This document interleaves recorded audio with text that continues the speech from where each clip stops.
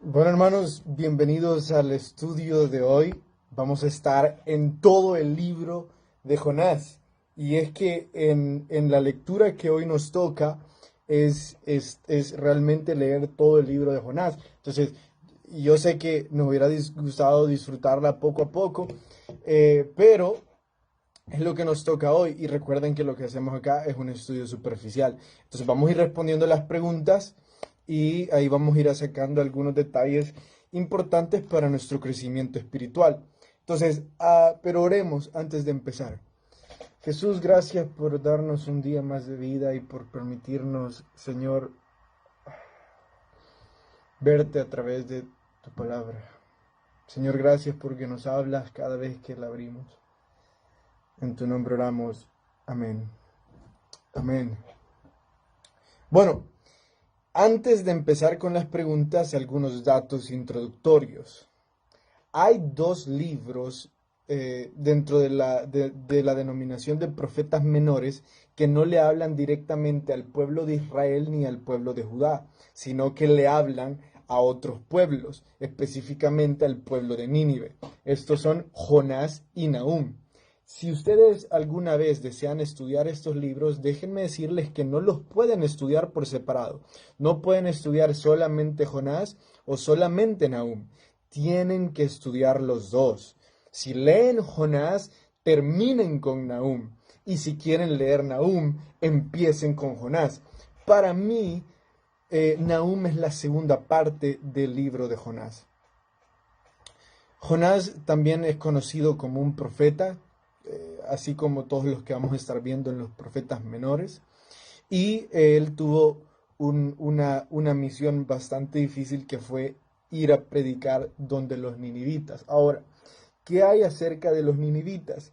Los ninivitas eran en ese momento la ciudad, eran los habitantes de la ciudad más importante del imperio asirio.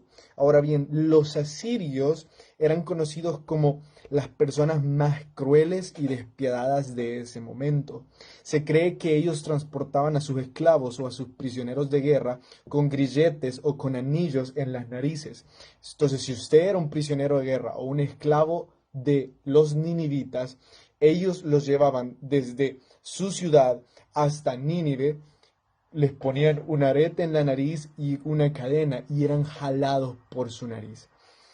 Y esa solo es una de las pequeñas cosas que conocemos sobre ellos. En Icon recientemente estuvimos estudiando el libro de Nahum y hablamos a profundidad las cosas crueles que hacían los ninivitas. Entonces, si ustedes quieren saber más, siempre están ahí los estudios. La pregunta número 1 de nuestra guía de hoy. ¿Por qué Jonás huía de Dios y por qué creía que podía conseguir su propósito de huir de Dios? Bueno, nota curiosa. Cuando Jonás recibe el llamado de ir a Nínive, él toma un barco directo a Tarsis. Tarsis, si nosotros lo vemos en un mapa, está 4 veces más lejos de donde estaba Nínive. Entonces, pongamos el punto de referencia o el punto inicial, la ciudad de Jonás. Desde donde Jonás estaba, Tarsis estaba 4 veces más lejos que Nínive. Entonces, cuando leemos en la Biblia que Jonás se fue a Tarsis, estaba dispuesto a irse a un lugar 4 veces más lejos que de la voluntad de Dios. Ahora, ¿por qué? Porque él creía que podía huir de la voluntad de Dios. Porque cuando nosotros actuamos en desobediencia, uno de los primeros resultados es que empezamos a creer o a olvidar, mejor dicho, iba a decir creer las mentiras del enemigo, pero más bien es que empezamos a olvidar las verdades fundamentales de nuestra fe. ¿Y cuál es una de esas verdades fundamentales? Bueno, que Dios es omnisciente y omnipresente. Eso significa que todo lo sabe y está en todo lugar. Y entonces en la mente de quién está que puede huir del llamado que Dios le ha hecho, de alguien que ya no cree que Dios es omnipresente. está olvidando esa verdad. Ahora, cuando nosotros empezamos a dudar, cuando una pequeña duda aparece en nuestra mente, escúchenme, el enemigo va a tener listo el barco a Tarsis. Es increíble. En aquel tiempo no era tan fácil viajar. Era tan difícil como ahora sería tomar un avión e ir hacia España.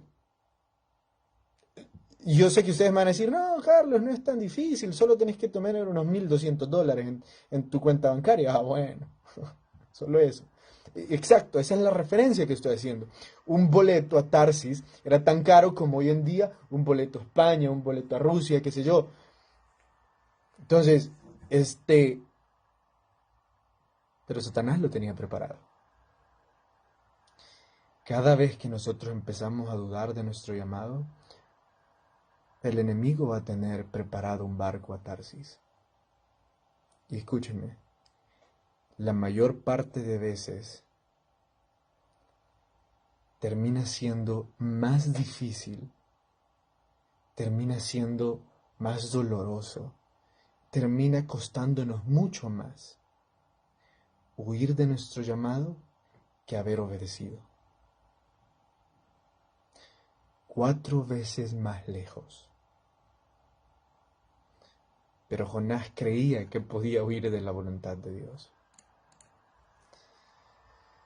Entonces, hermanos, yo sé que la mayor parte de ustedes están sirviendo, yo sé que vuestros corazones están en amar a Dios y entregarse a Dios, en leer la Biblia diario, pero déjenme decirles algo.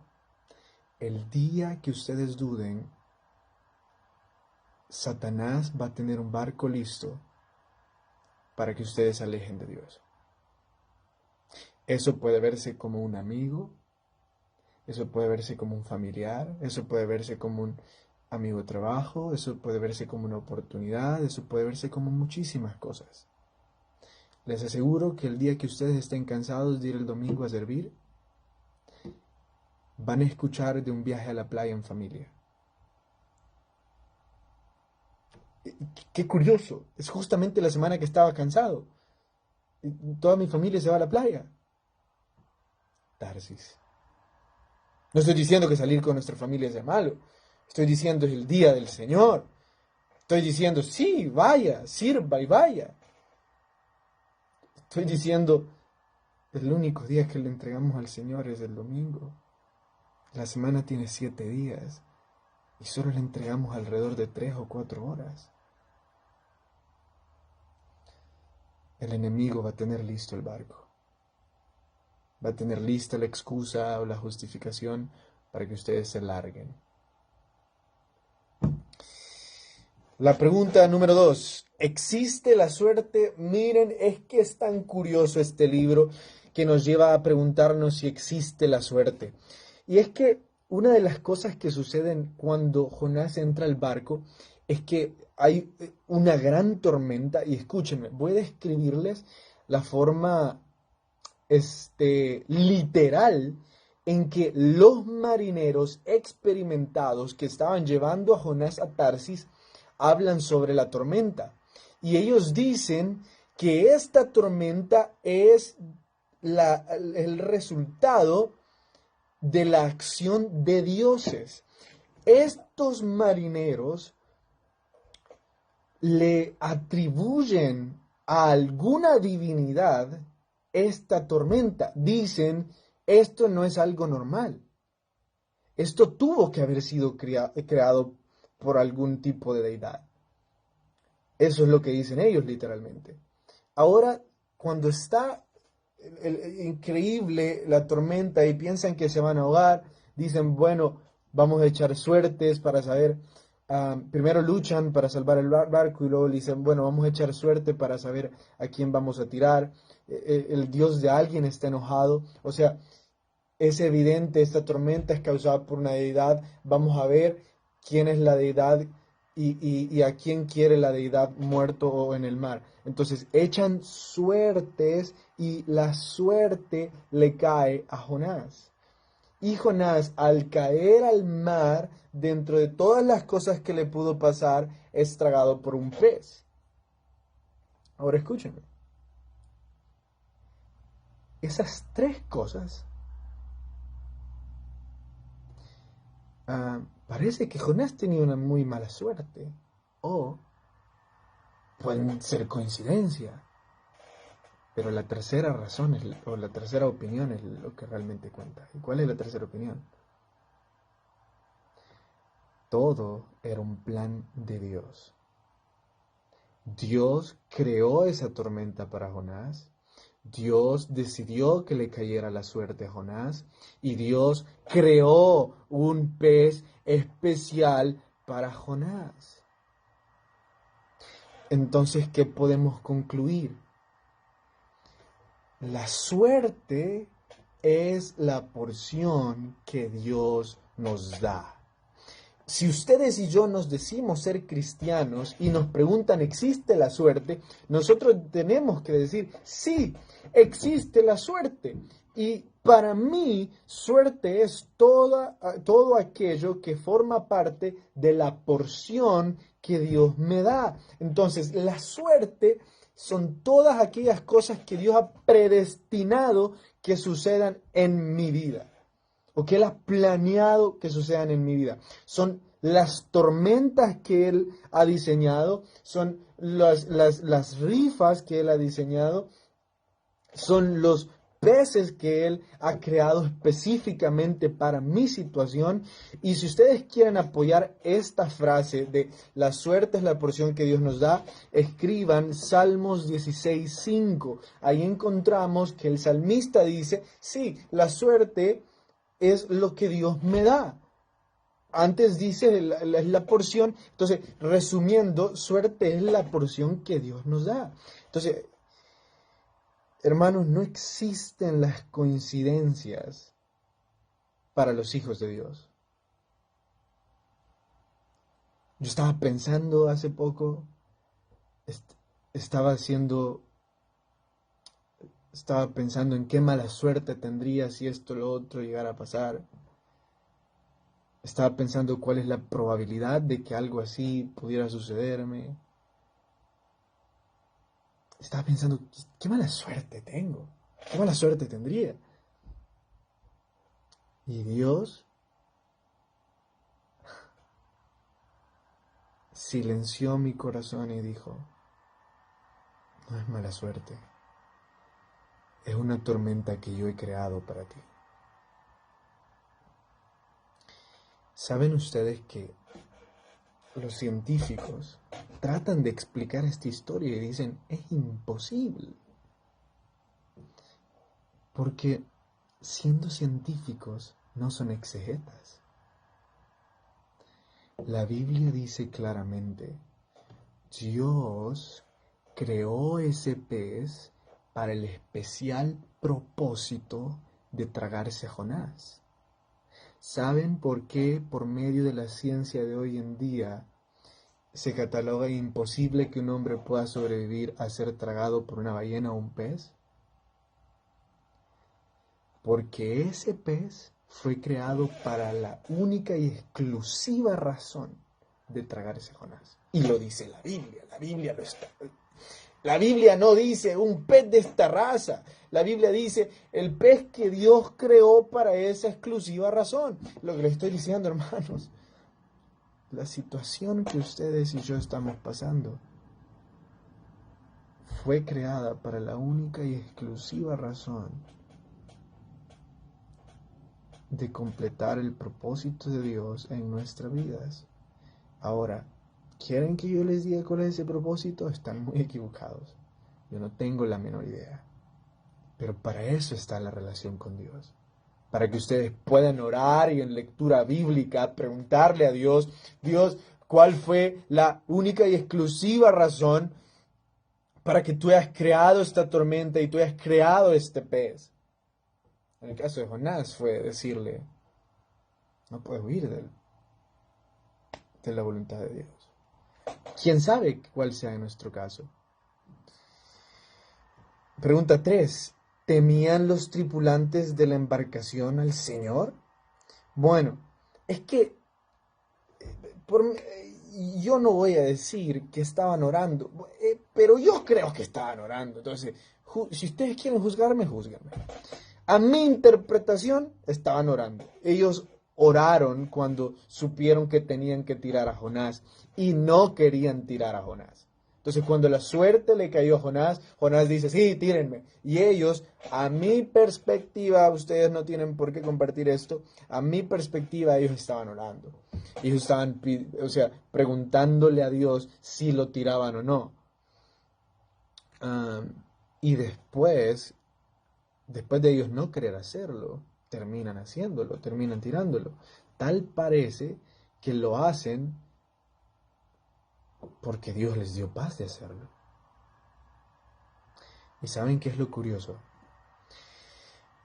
Que cuando todo esto termina y ellos logran encallar en tierra, ellos hacen dos cosas. Primero, se arrepienten de su idolatría y segundo, reconocen a Dios.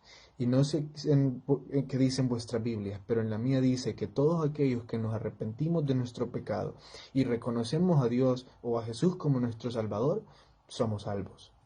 Entonces, yo creo que estos marineros fueron salvos después de esto, porque se arrepintieron de su idolatría y confesaron creer en Dios como su Dios, la existencia y la soberanía de Dios sobre sus vidas.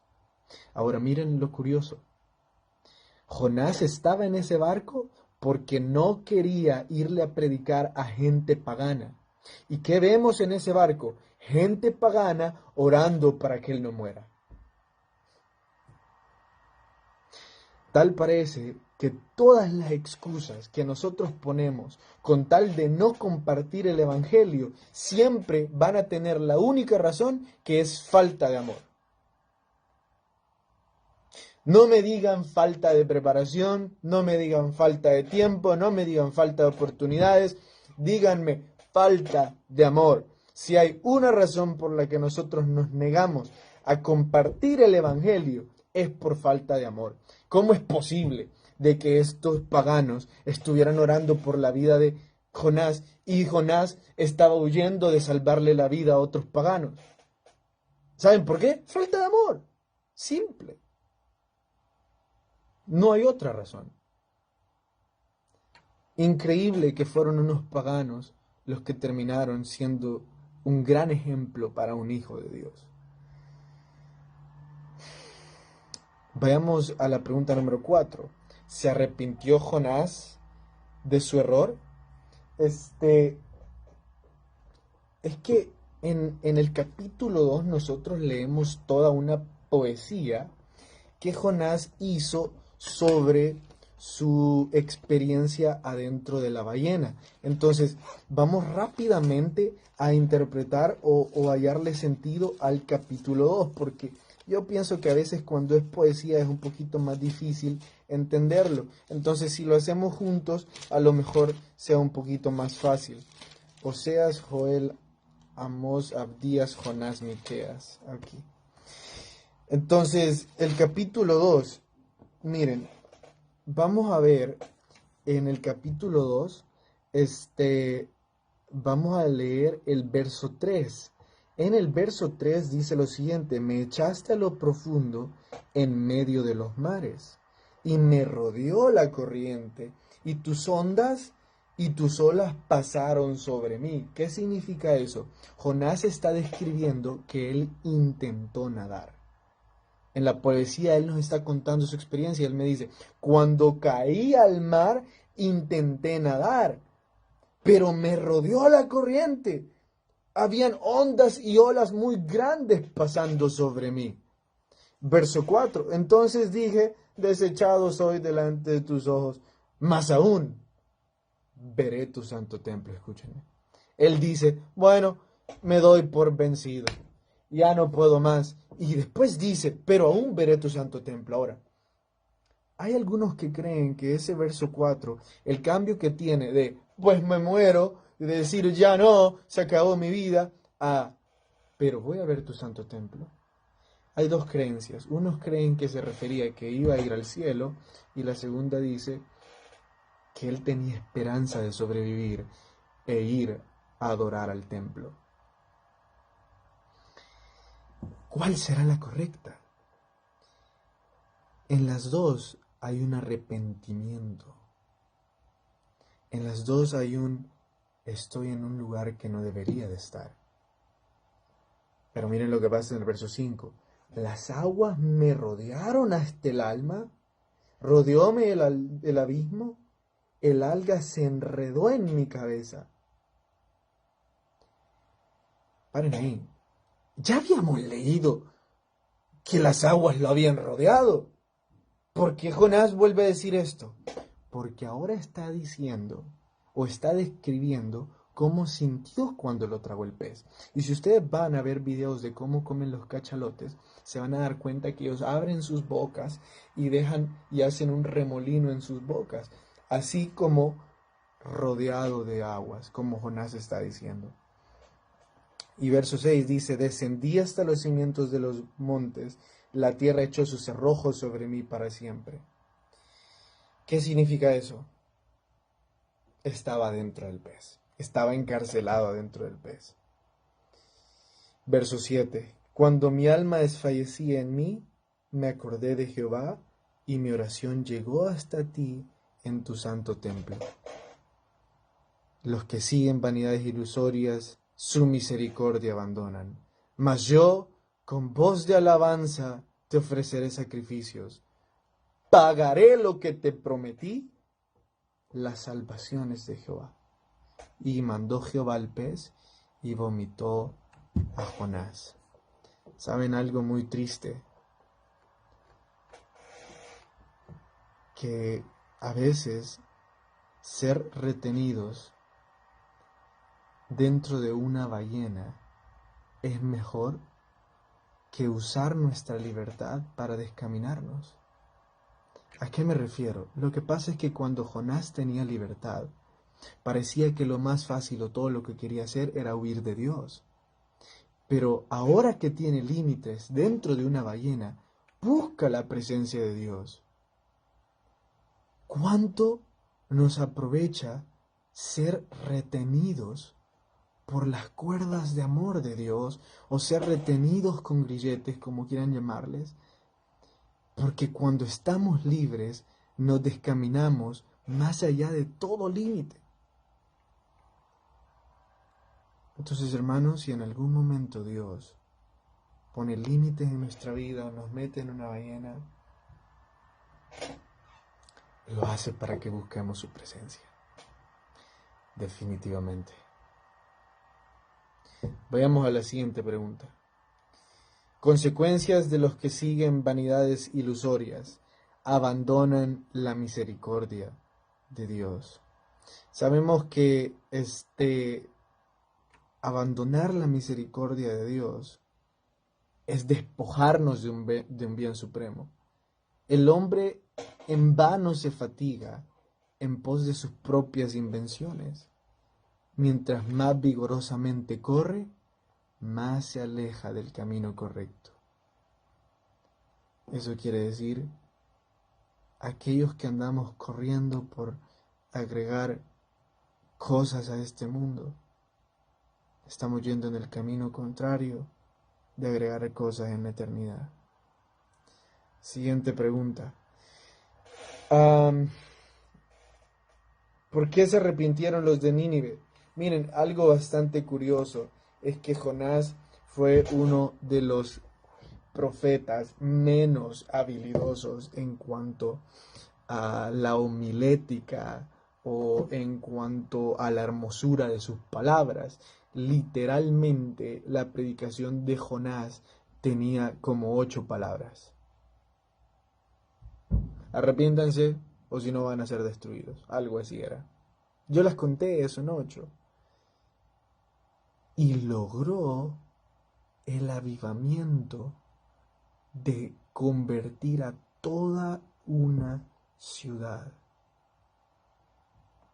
Increíble. Ninguna Ningún otro profeta logró algo así. Toda una ciudad, arrepentidos. Incluso ningún evangelista, ninguno de los discípulos logró algo así. Jonás lo logró. ¿Y cómo lo logró? Bueno, lo que sucede es que el éxito no se puede monitorear con números, sino con obediencia. Porque si usted y yo comparamos a Ezequiel y a Jonás, usted y yo deberíamos de decir, Ezequiel debió de haber tenido éxito. Sus palabras eran hermosas, sus figuras eran embriagantes. Cada una de sus prédicas era algo que estimulaba el intelecto de aquellos que lo estaban escuchando. Era un artista con su boca. Pero nadie se convirtió. Ahora Jonás va a una ciudad y dice, arrepiéntense, si no se van a morir. O sea, el éxito entonces, ¿de qué depende? ¿El éxito depende de mis habilidades? No, el éxito depende si soy obediente. Por lo tanto, entonces, si nosotros logramos entender lo que yo les estoy diciendo, el éxito no es completar mis metas, el éxito es ser obediente a lo que Dios me está diciendo. Y a veces lo que Dios me está diciendo no tiene nada que ver con cumplir mis metas, sean ministeriales, económicas o familiares. Nada que ver. Por eso el éxito no se puede cuantificar. Por eso se arrepintieron ellos, porque era el plan de Dios. La 8, y creo que terminamos. Sí, terminamos. Y logramos terminar el libro también, ¿quién lo diría? Explique la ilustración de la calabacera y aplíquela. Bueno,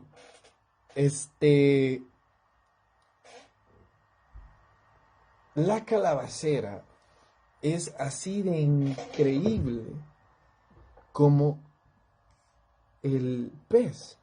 Dios creó algo, una planta que en un día creció. Tengo que comentarlo. Yo he estado sembrando algunas cosas en mi jardín, en mi casa, y yo me frustré un día que sembré unas semillas y habían pasado 2 días y no veía nada. Entonces me frustré y dejé la maceta tirada y ya nunca más la volví a ver y dije, ya no vuelvo a sembrar nada. Unas 2 semanas después, esa maceta estaba llena de cosas verdes, de plantitas verdes. Entonces le pregunté a alguien que sabe, mire, ¿y esta es la planta que sembré o es simplemente, imagínense, mi incredulidad, o es simplemente monte? Y él me dijo, no, efectivamente, es la que sembraste, es cambray.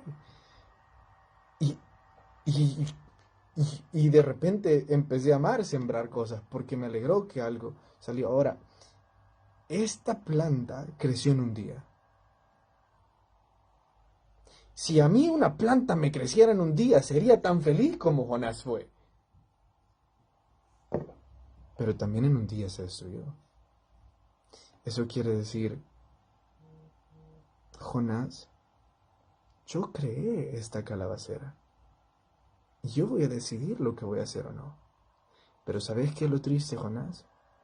Que para ti una calabacera es más importante que un ser humano.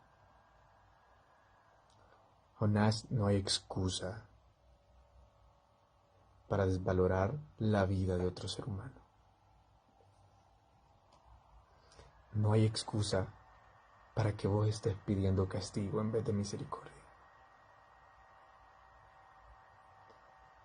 No hay excusa para que nosotros desvaloremos la vida de otros seres humanos. No importa si son políticos, si son de otro partido, si son de otra iglesia o de otra familia. Dios los creó y hemos sido llamados a amarles y predicarles. Iglesia, qué bueno que estuvieron con nosotros. Nos vemos mañana a la misma hora en la misma página de Facebook.